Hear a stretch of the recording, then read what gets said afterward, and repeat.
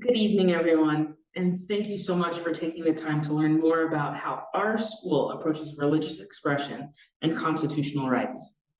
My name is Dr. Wallace, your high school principal, and as an administrator, one of my responsibilities is to ensure that we create a safe and inclusive learning community for every student and staff member.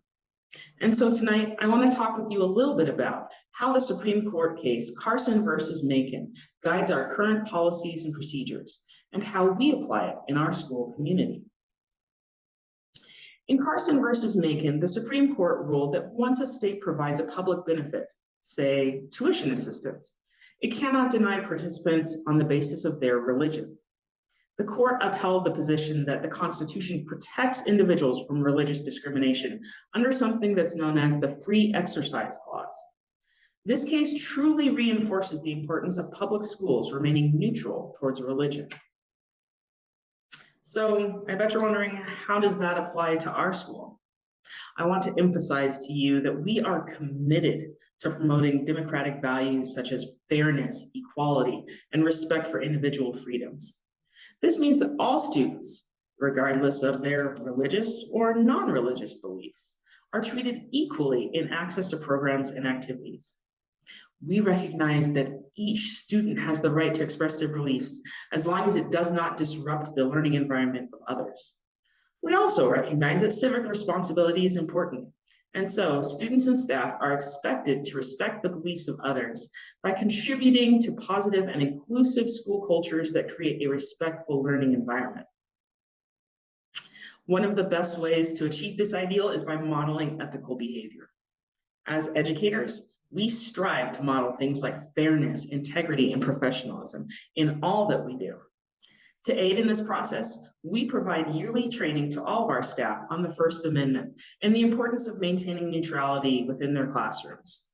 By clearly defining this expectation, our school creates an environment where both staff and students understand their rights and responsibilities and are able to make more ethical decisions. Character education is a true cornerstone of achieving this goal. We believe that a respectful and inclusive environment is essential for students to achieve success, both academically and socially. Through character education, we're able to promote values like respect, empathy, and understanding. When students are encouraged to engage in respectful dialogue, they experience personal growth, gain a finer understanding and appreciation for diverse perspectives, and develop real-world communication skills that are necessary to be successful in real life.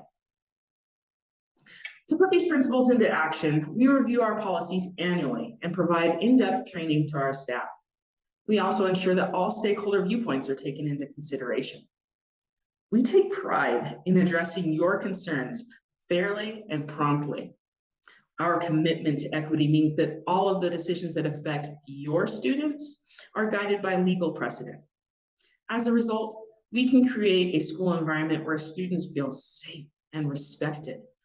Studies show that when students feel valued, they're more likely to engage in active learning and achieve greater levels of academic success.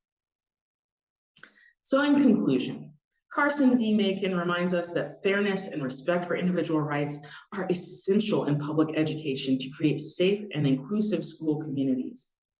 I want to thank you for your presence here tonight, for your continued support of your students, and most of all, for your commitment to helping us maintain a positive and respectful learning environment for all students.